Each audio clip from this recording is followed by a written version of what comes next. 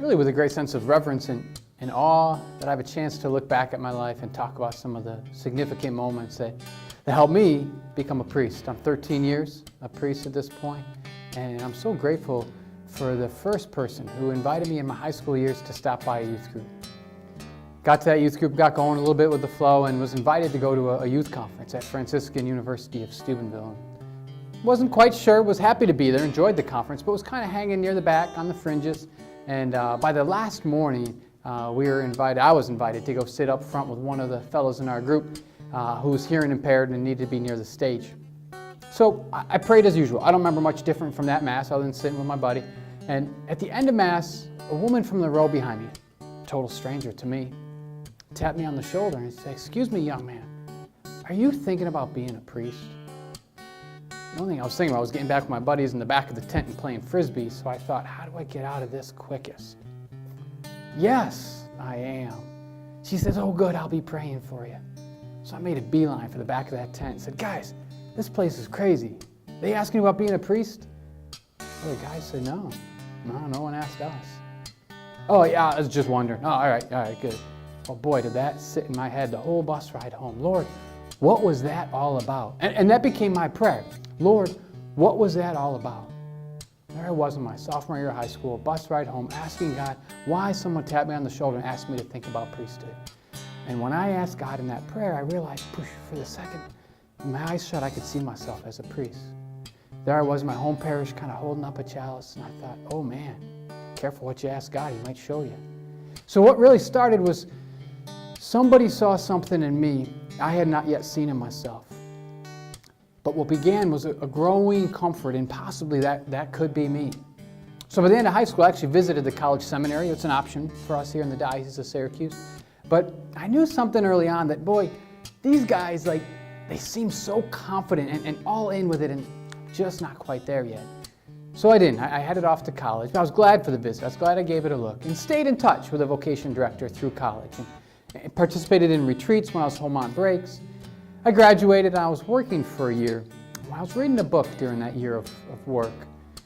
And it's the story of Father Walter Ciszek, a priest who was arrested and imprisoned in Russia as he was setting out to be a missionary there. But before that, he spent a year in Poland. And when the opportunity finally came for him to enter Russia, he thought for a second, no, maybe God used my desire to go to Russia just to get me to Poland, and this is where I'm supposed to be. So no thanks, he said at first.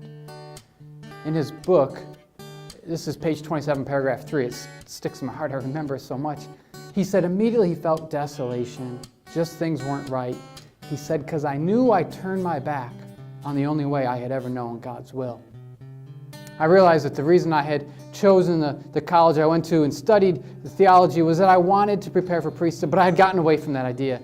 And when my heart opened up reading that book, I thought, Lord, I'm trying to put the puzzle pieces where they want, and they're just not fitting, so I give them back to you. And immediately I felt the Lord was just stirring back in my heart. What I had put maybe on the back burner was easily and quickly relit.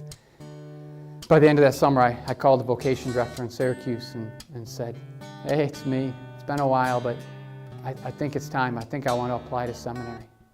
He said, I've been waiting for this phone call. How great is that answer? I've been waiting for this phone call. It just confirmed in me what he saw, what he had experienced as he journeyed me for those years. And so it began, the application process, the time in seminary and ordination. Just a great gift to have someone supporting me, to know that the pieces of the puzzle I was trying to fit in, forcing them in, and always had tension, were now easily falling into place. Coincidences made sense, things lined up. I was clearly where I was always supposed to be, where that woman who tapped me on the shoulder saw me one day, and I was able to be ordained. As I tell my story, though, I got to think about what happened behind the scenes, or to set up those moments that are so important to me. And the first is the youth minister who visited my school and said, who wants to come to youth group? And I wasn't even interested until I heard there was donuts and hot chocolate. Thank God for that person who stuck their neck out and asked me to be a part of it. To my friends who said, well, we'll go with you. Let's all go together. Nobody wants to go alone for the first time to a youth group. I had friends who were willing to walk with me and give this faith a chance. The saints ahead of us or maybe a future saint like Father Walter Chizak, who were missionaries and wrote down their life stories so we could learn from them. For the confidence of a stranger to tap someone on the shoulder and say, have you ever considered? And who knows how many prayers among family members and parishioners and people I've never even met, just praying for me along the way. So what allows a young person to say, I think I'm being called to be a priest. Maybe I should take these steps. And then it starts to just go and go in the right direction. Are so many small things behind the scenes. And I'm grateful. So with a grateful heart to those who have accompanied me, I'm grateful. And I thank you and I pray for you.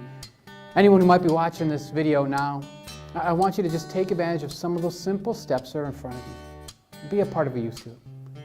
When I got back from that youth conference that sophomore year, I was invited to maybe consider going to Mass during the week, not just on Sunday. I used to pedal my bike over to daily Mass, and think about all the women there in the 6:45 in the morning. Oh, he's so cute. Look at this guy going to Mass. Thank God they were praying for me.